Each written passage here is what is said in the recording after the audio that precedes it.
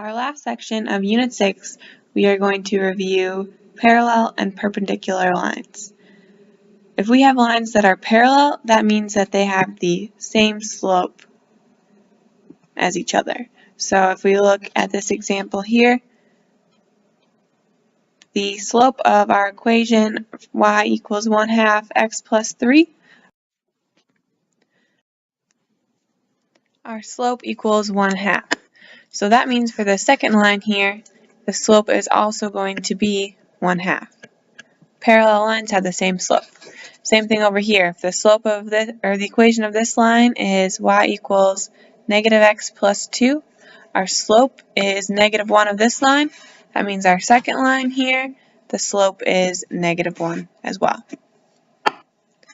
So if we look at our examples below, it says write the equation of the line that is parallel to the given line and passes through the given point. First thing I want to do is rearrange my equation so it's in slope-intercept form and I can see what my slope is. So to do that, I want to move the 3x to the other side. And I'm left with y equals, I'm going to put that negative 3x term first because in my slope-intercept form, I have mx first. So that means I have a minus 3x plus 8. Okay, so if that is my original equation, I know my slope of my second line is going to be -3 because the slope has to be the same. Now if I know my slope and I know a point, I'm going to do what I was doing earlier. In 6.2, I'm going to plug in all the information I have and solve for b.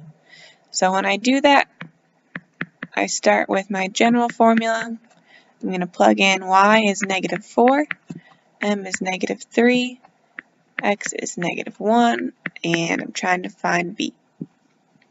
So I get -4 equals 3. And when I move the 3 to the other side, I get -7 equals b. Now I have my m and my b. I can plug all that in to get my final equation.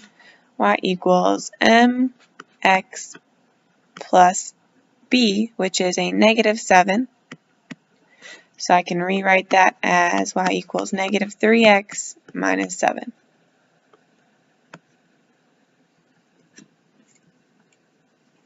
Okay, let's look at number 2. We are going to do the same process.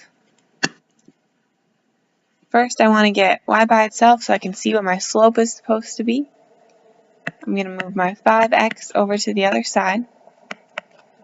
Leaves me with a -3y. Don't forget the negative sign. -5x plus 8. Then my last step is to get rid of that -3. So I'm going to divide by -3 on both sides. And I get, let's see, -5 divided by -3 is going to be a positive 5 over 3x. And a positive 8 over a -3 will give me -8 over 3. Okay, now I can see what my slope is. My slope is that number in front of x, which is 5/3. And to find my b, I'm going to plug in my information with my point and my slope. So if I have y equals mx plus b, my y is -2, my m is 5/3 times 3 plus b. When I solve this for b, I get 5 plus b, subtract 5 on both sides, get -7 equals b. So now I have my slope and my y-intercept. I can plug in to my final equation, y equals mx plus b, which is a -7.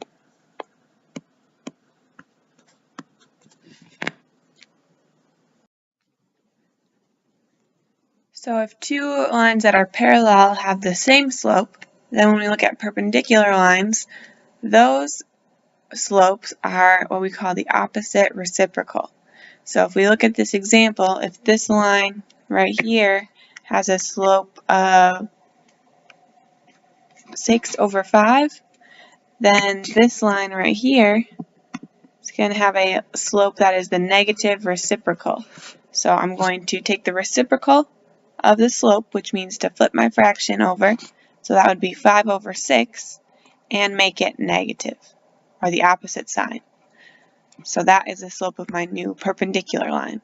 Same thing over here. If my original line has a slope of -4, then that means my perpendicular line is going to have a slope of, so remember 4 is 4 over 1. It's going to be 1 over 4, and instead of negative, if I add another negative to that, 2 negatives makes it positive. So it's going to be a positive 1 over 4. So we have two examples. Our first says write the equation of the line that is perpendicular to the graph of the line given and passes through the given point. My equation here is already solved for y, so I know that my original slope is 1 over 4. But I want my new slope to be the opposite reciprocal. So I'm going to flip my fraction over, which is 4 over 1, and I'm going to make it negative. Then to find my b, I'm going to do the same process. I have x, y.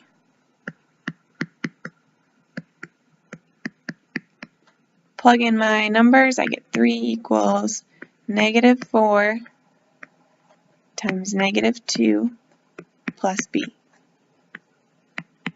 3 equals 8 plus b. Subtract 8 on both sides, I get -5 equals b.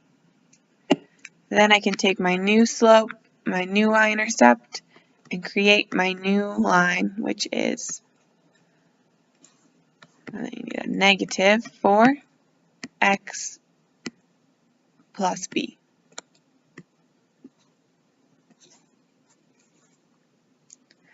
Okay, last example. This one, y is not by itself, so we need to do some rearranging. If I move my x term over there, right now it's a positive 1x, so I'm going to put -x on both sides. I'm left with a -6y is equal to -x plus 2. Then I can divide by a -6. A negative divided by a negative is a positive 1/6. And a positive divided by a negative gives me -1/3. Okay, so if my original slope is 1 over 6, I'm trying to get a perpendicular line. So that means I'm going to flip my slope. So it's going to become 6 over 1, and I'm going to make it the opposite sign, which would become negative.